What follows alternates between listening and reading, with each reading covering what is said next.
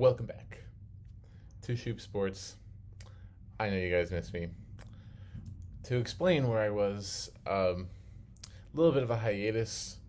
So, to explain, let's go. Oh, I moved my computer there for a second. Okay. So, to explain. So, let's go back to Thursday night.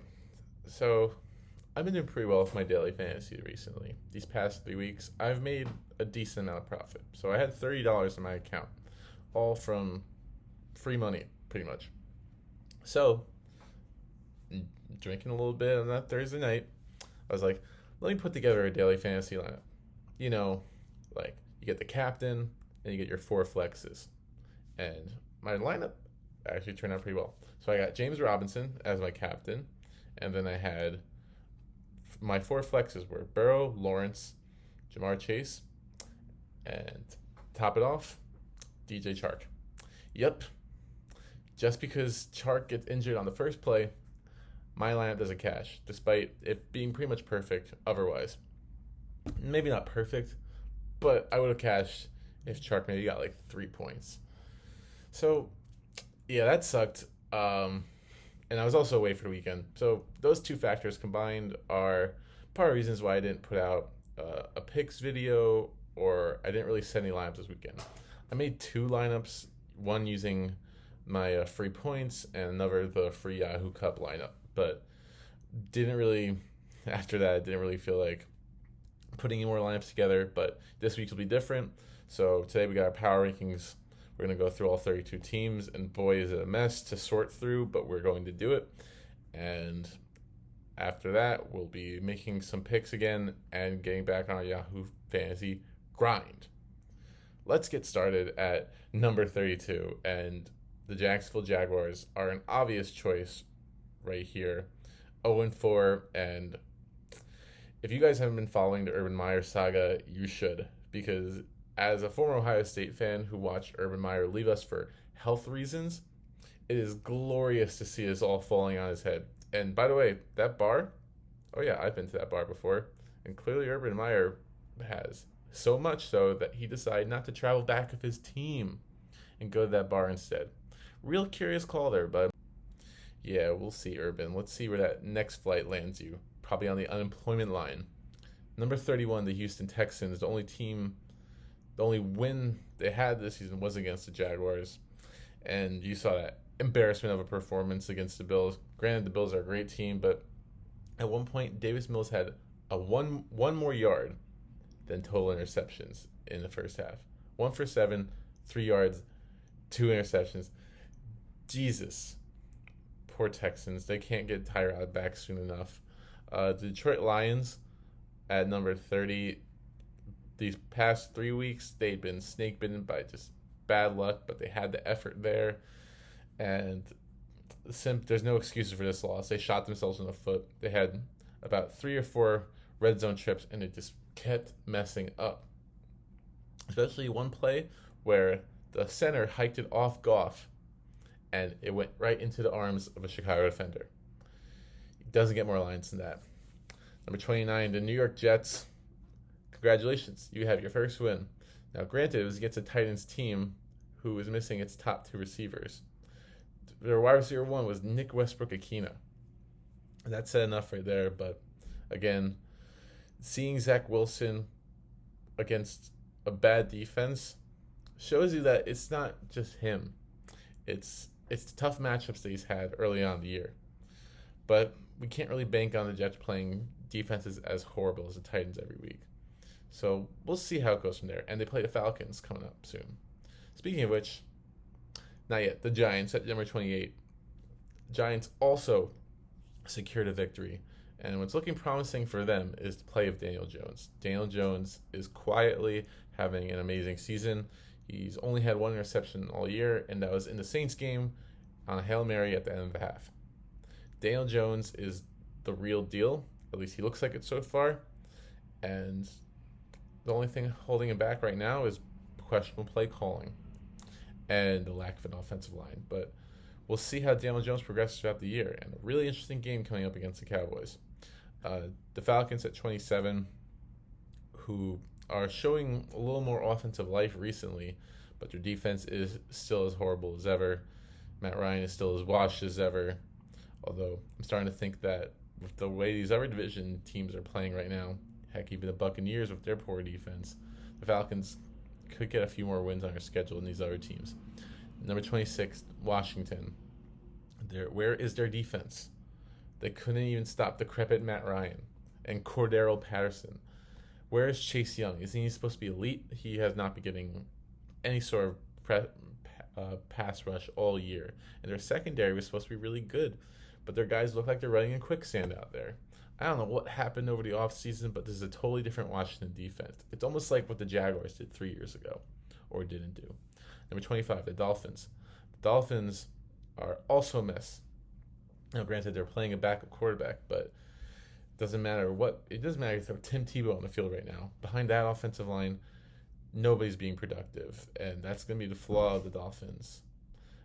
The Eagles at 24, who are a little confusing to me. So they get blown out by Dallas. So maybe Dallas is a really good team. Who knows? But they've stayed competitive in games against the 49ers and the Chiefs.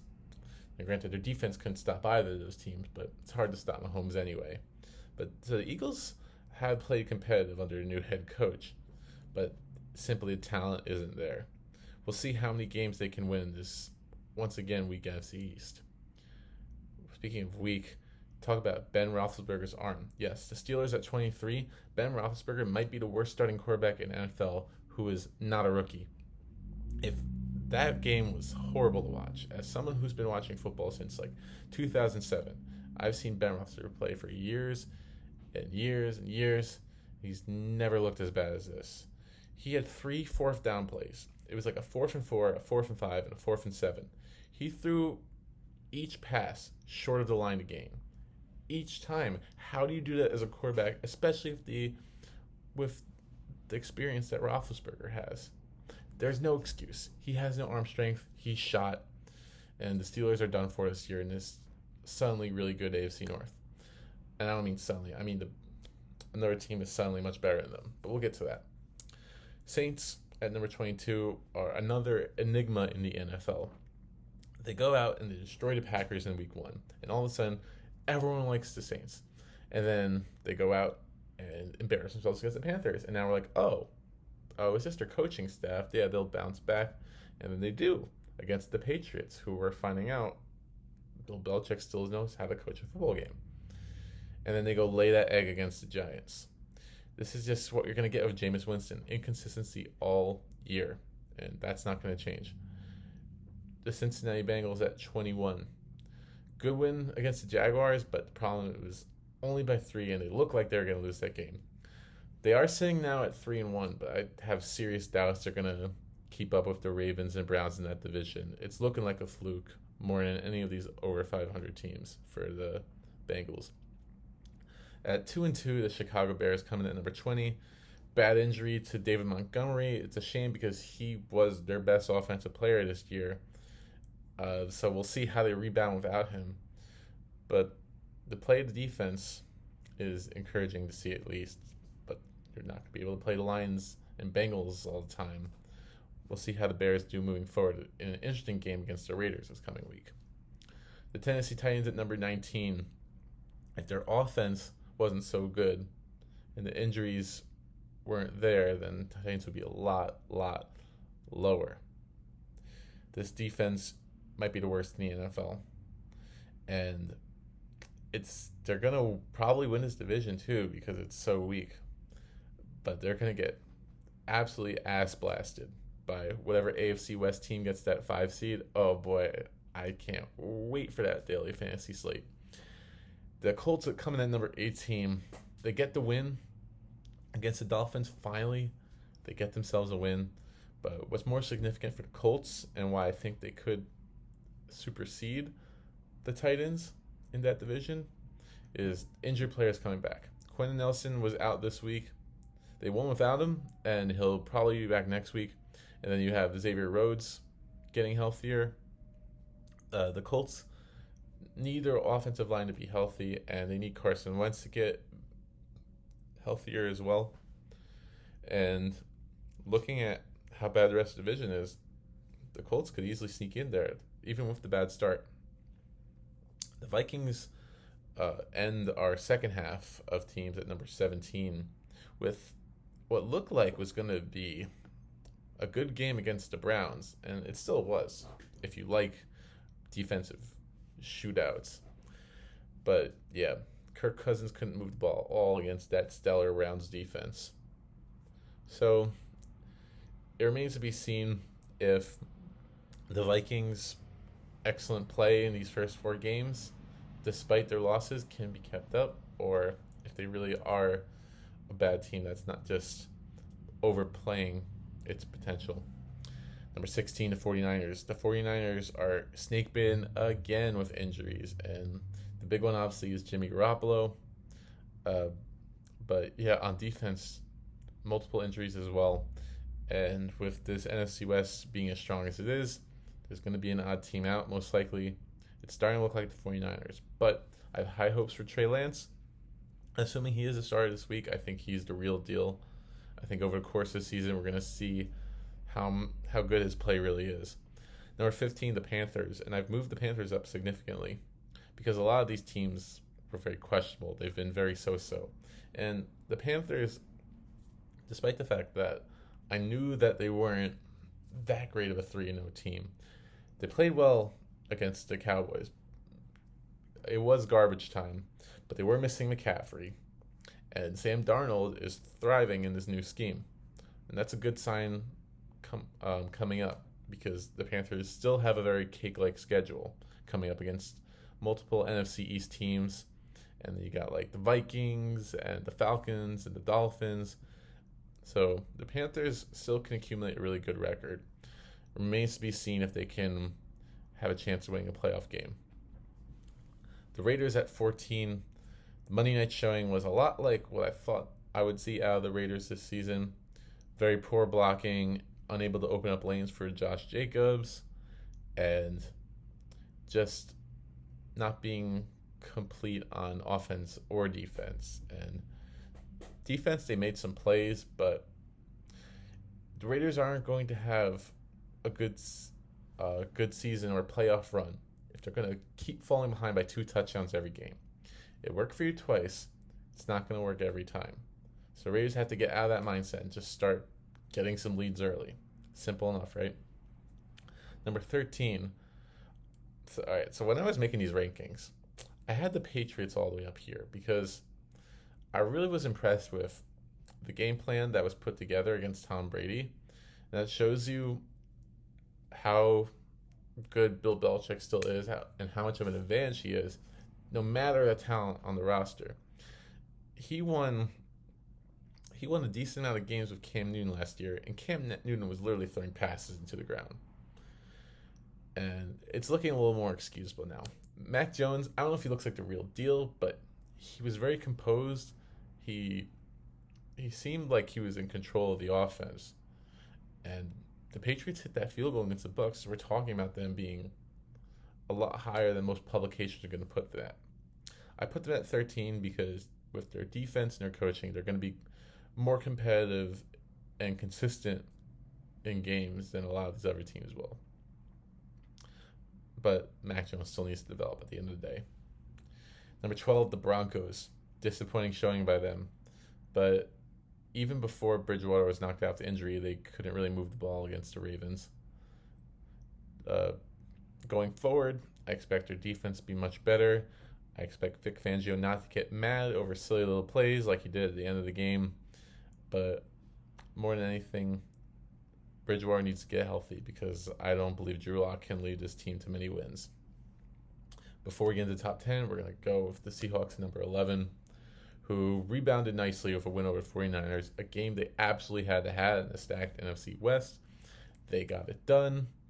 Russell Wilson, he's not airing it out like he was in the beginning of last year, but he still looks in control of this offense. He's still doing what he does, and now he's got a key game coming up on Thursday against the Rams. Can they get a critical victory? I don't know. I feel like the Rams were looking ahead to this game. The Seahawks could be in trouble, but more on that later. Let's start with our top 10. A team I never thought I'd be putting in the top 10 beginning of the season, the Dallas Cowboys, coming in at number 10, and that is because their defense had such an improvement over last year. Their defense last year was absolutely awful, but it's easy to see why they're so improved. Trayvon Diggs is now a year older, a year more experienced in the NFL, and he's starting to get recognition as one of the top shutdown corners in the NFL. Much deserved. He's got 5 interceptions this year. He's got more than 25 other NFL teams. That's an insane stat to me. And they nailed their Micah Parsons pick. He could win Defensive Rookie of the Year. To top that off, the Cowboys' offense is still lethal. So I don't think anyone in the NFC East can keep up. Unless Daniel Jones has a game of his life on Sunday. But we'll see. Number 9, the Chargers, who are starting to look like they're going to blow that lead. They started to look like they were going to blow that lead last night. But I still really like the play of this offense. They're clicking on all cylinders. Their defense made a lot of plays last night against barring a shaky Raiders O-line, but there are guys all over the field. It wasn't just one guy.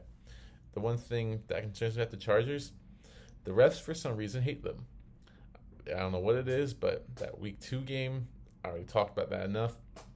And last night, granted, there are bad calls on both sides, but there are some really bad calls against the Chargers, including the double penalty against Joey Bosa and that phantom face mask. Like, you tell me if this is a face mask or not. Anyway, number 8, the Baltimore Ravens have rebounded nicely from a bad start to the season.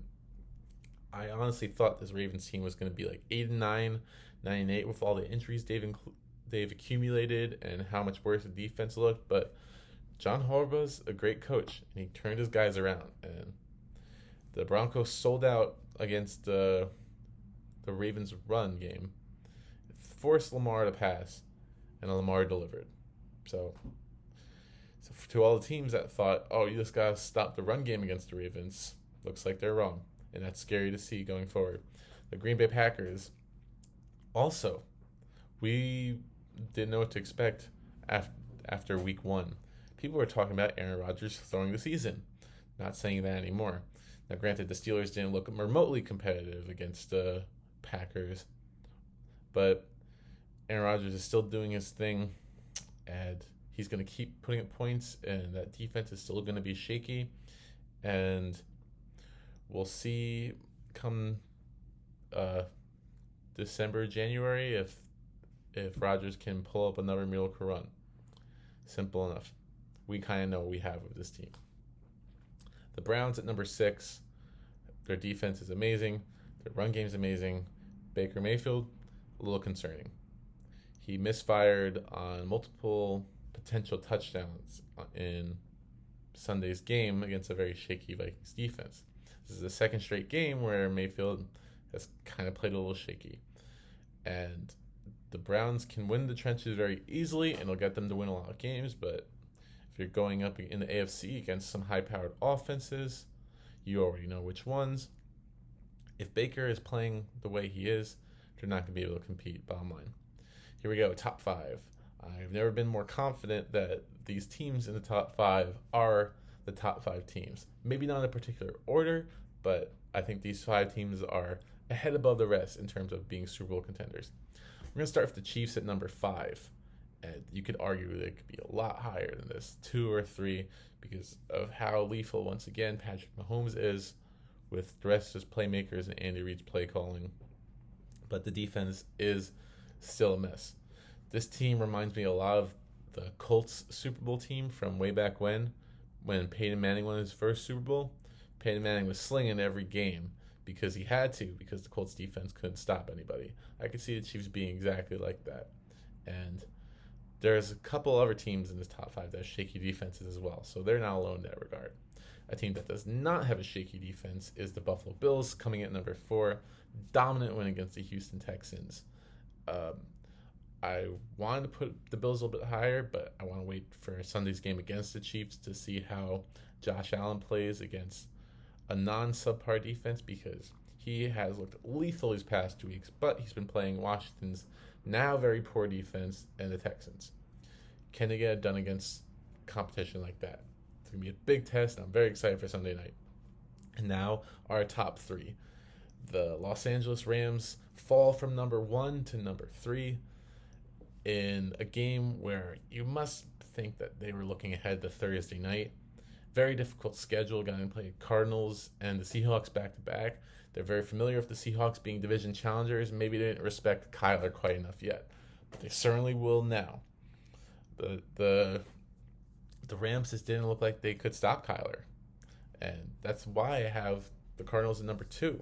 I was believing in the Cardinals all season. I had them in the top 5 after week 1, and Kyler is looking like the MVP right now. Him or Mahomes, but if they keep winning games and Kyler just keeps pulling these plays out, then the Cardinals could be a real threat to represent the NFC. But it's between them and the Rams. I get the feeling that if the Rams met them again, even in Arizona, that they would probably win that game. But these two teams, it's going to come down to them in the NFC, most likely. Unless we have our repeat champion, the Bucs, who remain at number 1, going into a tough environment.